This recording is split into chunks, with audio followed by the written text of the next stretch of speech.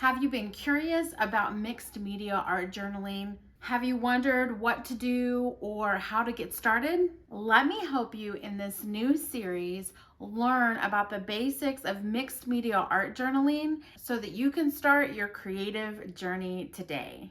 For the next 4 weeks, I'm going to take you through my mixed media art journaling process, starting with the basic tools and supplies that you'll need to get started. I've been wanting to do this series for quite some time, so I'm super excited to finally be getting into it. Mixed media art is so much fun, and it's really a place where you can play around and discover. The tools and supplies that I'm going to go over today is not the end-all be-all, but just a few that I use on a regular basis in my art journals. So the first one I want to talk about is my brayer. I use this a lot, and it's really multi-purpose. It's got a multi-purpose to it. You can use it to roll on paint, to roll on gesso, to create some really cool effects, and I'll show you some here in just a minute. Brayers also come in several different sizes. Paint brushes are the next tool. My favorite paint brushes is the Filbert paintbrush, and I have 2 sizes here. I also really enjoy just your basic flat brush as well. It gives really nice marks. And I'd be fine with just these 3 brushes, but sometimes I need larger brushes to apply larger applications of paint or gesso or something like that. So I do have larger brushes. And from time to time, I also use smaller brushes as well if I want to add some detail with some paint. But I often do that with my mark making tools. But the Filbert brushes are definitely my favorite.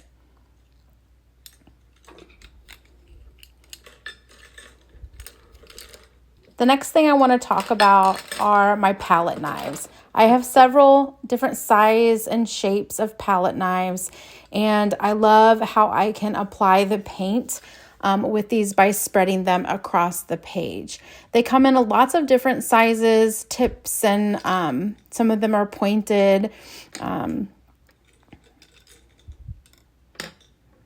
some of them are small and some of them are big, but these plastic ones do just fine. You really don't need a fancy palette knife to get the effects that you want. I do have one that is a little more fancy, I guess you could say, but it's wider, and so I can get some different mark making with this with my paint. So I really just use these plastic ones the most, though, to be honest.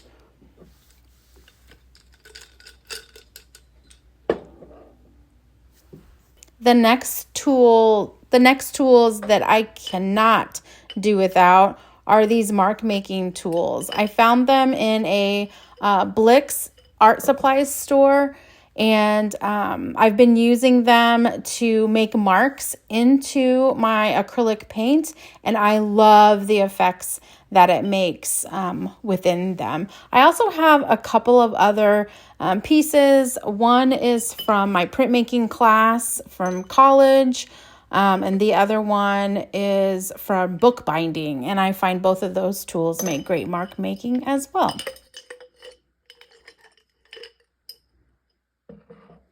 And then last, anything that can create texture. So I've got a sea sponge in here and some bubble wrap that makes for great textures. You can also use stamps and stencils and things like that too.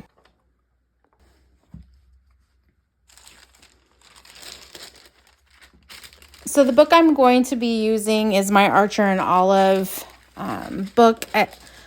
My Archer and Olive mixed media book. I like to cover it in parchment paper. This just protects the outside of the book because the outside of the book is velvet. And then I'll just find a spread here to work on.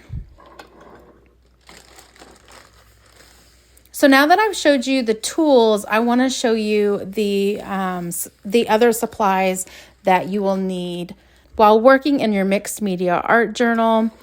And I'll take some of the tools that I talked about and we will apply some of the supplies.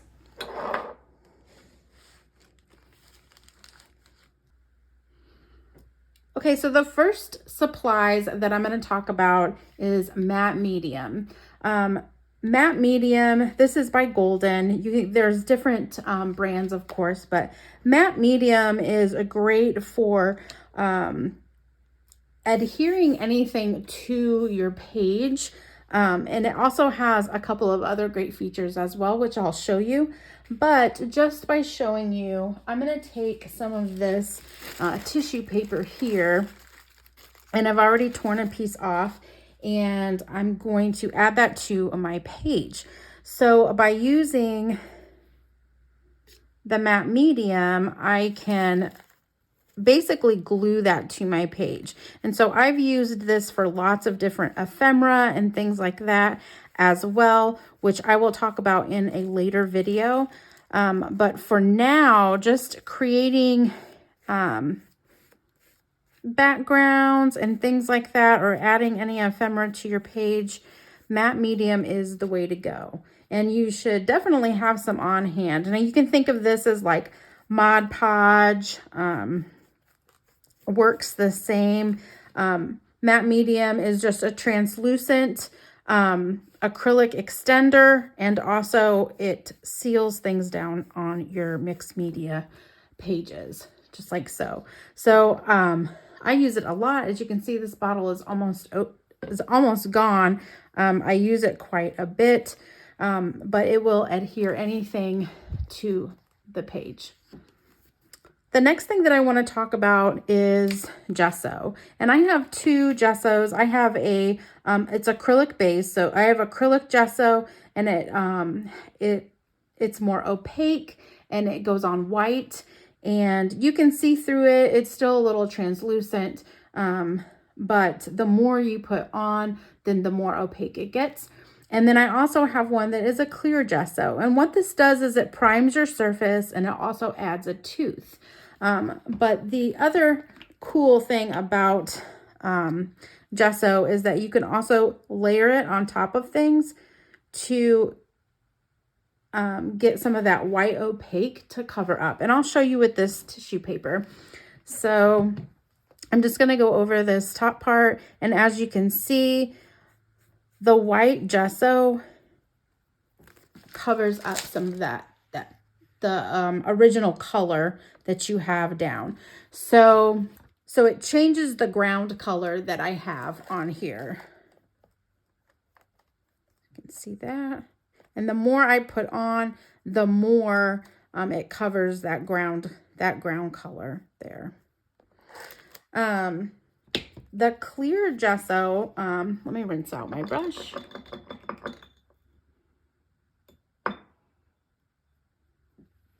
The clear gesso does just as it says, and it will dry clear. So it's opaque white at first, but when you put it down on here, it will not change the ground color. As you can see, it remains the same. It still adds that tooth to your paper, and it still helps prep your surface, but as you can see, it still keeps that ground color the same. So this is tissue paper. It would be the same if I had acrylic paint down or anything like that as well. Speaking of paint, so there are lots of different paint choices that you can choose from. I had pulled a couple of my acrylic paint. This is just your basic acrylic paint. There is heavy body, and there's all kinds of different kinds of acrylics. One that I do like to grab is the high flow acrylic, which gives me some nice drip marks. So let me show you these two paints, and then I'll show you the watercolor as well. But I'm just gonna put this down on my paper. And I'm going to grab my brayer, and I'm going to push that paint around. So this is what I was talking about with the brayer. You can spread that paint around and it gives you some really nice textures on your paper. So I'm just gonna work that around. And you can see just so quickly how I was able to cover the back of these pages with the brayer there with the acrylic paint. So super fast, super quick. While this is wet, let me grab one of my mark making tools that I was telling you about earlier and how I love to make marks through my acrylic paint and just show you really how you can create some fun mark makings with these different tools. This has a flatter end, so I can really push that acrylic paint and make some fun marks through there, just to give you an idea of how these tools work. Let's wipe that off. And then I also talked about the palette knives and how you can also apply paint with those. I usually just squeeze it right out of the tube onto my palette knife, and then you can just take that palette knife and run it through your paper, making different designs.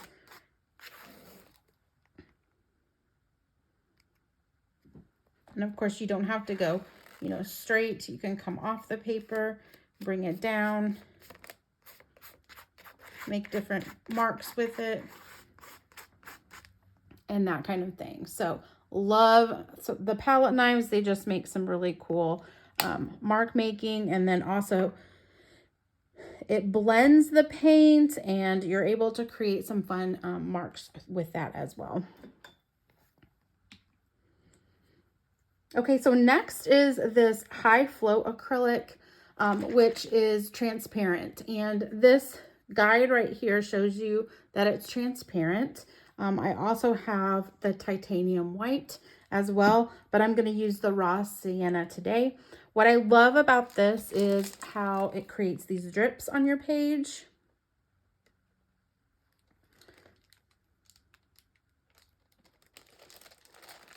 So lots of fun ways that you can use this. But what I really love is the fact that it's transparent. So here you can see that these drips they look pretty opaque, but once you run your brush through them, you can see that it is pretty opaque. You can see, opaque means you can see through it. So you can see through those marks that are being dripped onto the page. Let's go ahead and put a few on the other side.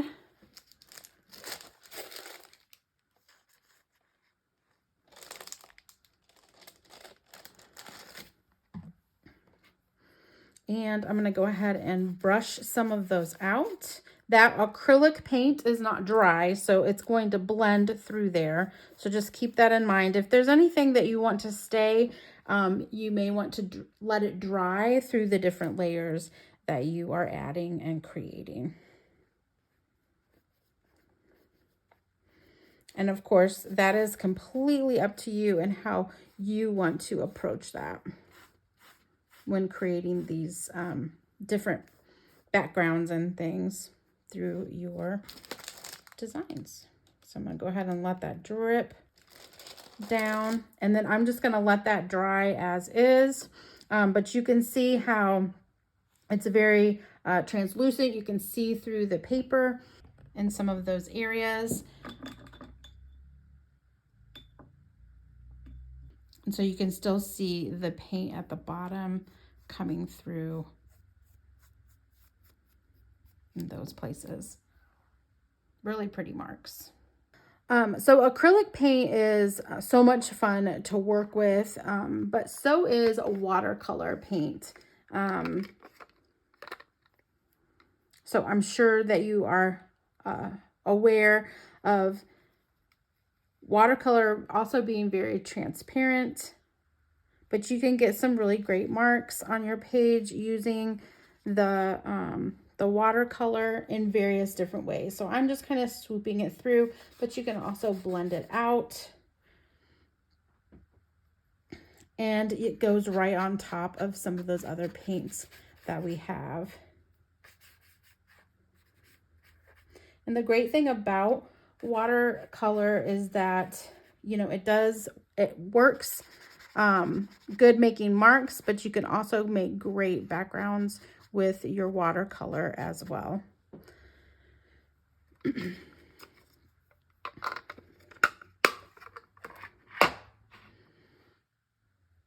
All right, so from this point, you know, I really like what I have going on. I want to jump over to one of the other tools. So I had talked about texture and how you can use bubble wrap. I'm going to go ahead and just kind of grab some of this and show you how it picks up that ink, and then you can, or picks up the paint, and then you can kind of put it in other places on your page to create some fun textures here and there.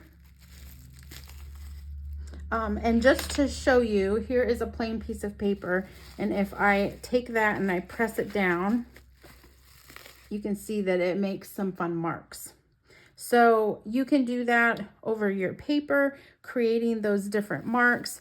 It makes marks within the paint that I just picked up, and then it basically takes that paint that we picked up and it puts it in another place on the page by using that bubble wrap. Same thing goes with the sea sponge. If you dip it in any of the paint, it will also then go other places. You can basically transport it from, you know, where it's still wet to where you want it elsewhere on the page. So I think we talked about most of our tools. I've been using the brushes, I've been using the mark making, the palette knives, and all of those kinds of things. But let's continue to go into our other supplies. So I do have some inks here. Inks are so much fun to work with. I have some alcohol inks. I have some regular inks that you could put in a fountain pen. And then there are acrylic inks and iridescent different inks that you can use as well. So lots of ways that you can experiment with those, but just to kind of show you how this works, alcohol inks usually create these blooming effects. See if I can get some on here. There's a few there. Let me grab a darker one. This one is called Pool. Splash some of those around. And you can also, you know, like splatter it as well. You don't have to be so precise as to where it's going. But as you can see, it kind of pools or spreads out and creates these blooms, I guess you could say, these little blooming effects on your page. And you can mix them together as well. So if I want to add another one, then it will bloom within the other one. Add another one over here. So you can see that. So it kind of blooms within that space. So a lot of fun, can add some interest to your page for sure. And then these acrylic inks are a lot of fun too. I use them a lot, but this one has like a shimmer to it. See if I can add it in a few different places. And then I will grab my paintbrush. You can see it has some shimmer to it within the paint, which is a lot of fun. Add some more interest to your page with some of that shimmer. There, you can really see it there. So pretty.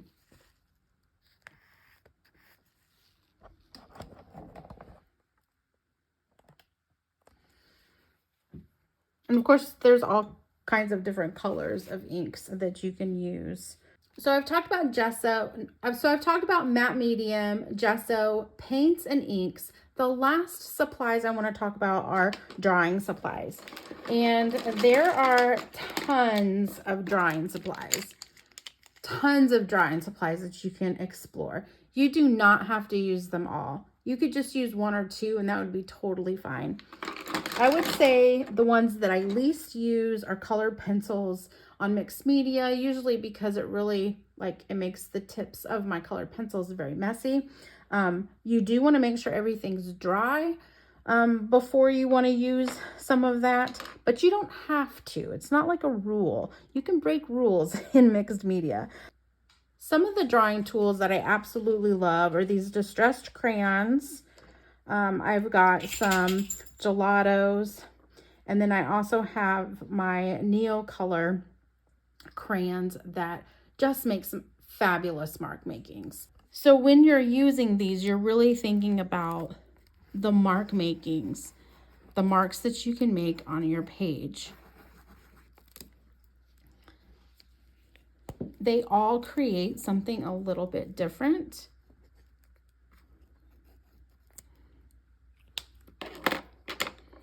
And the great thing about them is that they are all water soluble. So what that means is that if you add water to them, it will activate the gelatos, the crayons, and the distressed crayons as well. And you can kind of move them and push them around.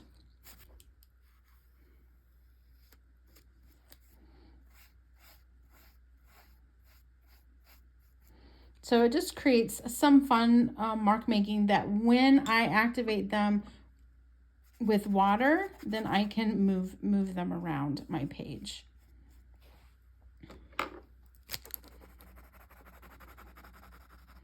And it just makes for some fun marks, kind of some unexpected fun marks within your page that you're working on.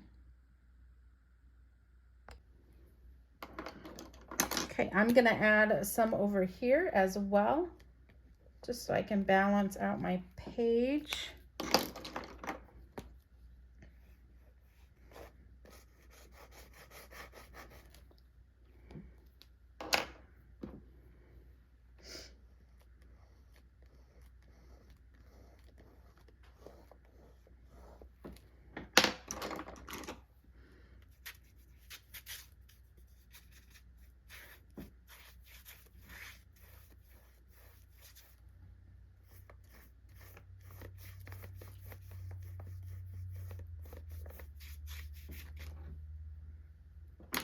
Okay. Some other things that you can use are definitely some pens. Here I have a fountain pen that I could actually put some of those inks in. Here I have a gel pen and my Micron pen, and then a Posco pen. And Posco pens come in all different sizes, but these are great for just adding those marks throughout your page. So I'll just show you. So I'll show you a few. Here is the gel pen. And this is a metallic pen, but this gives some really cool effects. And you can definitely wait until this is completely dry before you write in here. But the idea is just to play and experiment and have some fun. With my Micron pen, I really want to be careful with the nib at the end. But I really like this because I can create some really fine details, kind of some unexpected details here and there.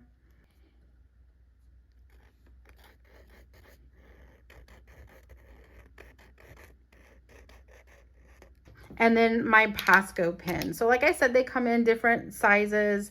But again, you can make marks with them, make those marks. You can also put some words in, or, you know, do something that's maybe a little more drawing. You can draw a flower. you know, whatever you want to do, you can add that with the Posco pen and it will stay on top of your page there. The last thing that I didn't talk about, I did talk about the colored pencil, but I also have just a regular pencil, a sketch and wash pencil, and I also have a scrub-all pencil, which I love the scrub-all pencils. And I'm kind of running out of room here, so I'm going to show you on this page. But the scrub-all pencils, so you can just draw with them.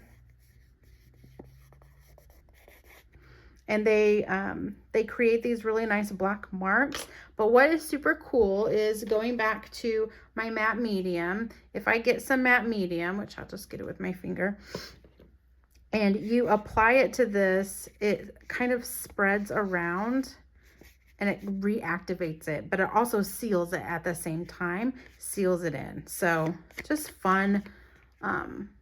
Makes for some really cool marks, which I've done on some of my other pieces. I'm just starting to run out of room here, but you can see how that is reactivated with that matte medium, which is another great way to use your matte medium. Okay, and I just wanted to show you, going back to the gesso, what I meant about like going back over some things. So I'm going to take my brayer and I'm going to add some of that gesso to it. And then I'm just going to run it through my page. I'm going to start here in the middle and I'm just going to run across here. So you can see how that has created not only texture, but it also covers some things up because it is that that white gesso. This one is just clear. So if I put this on, it's going to be clear.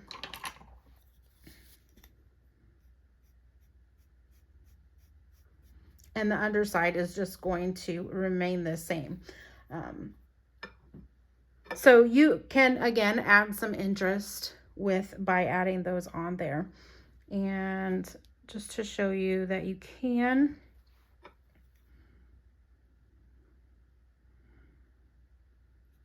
Also add it with a brush if you wanted something, you know, a little different with the brush there.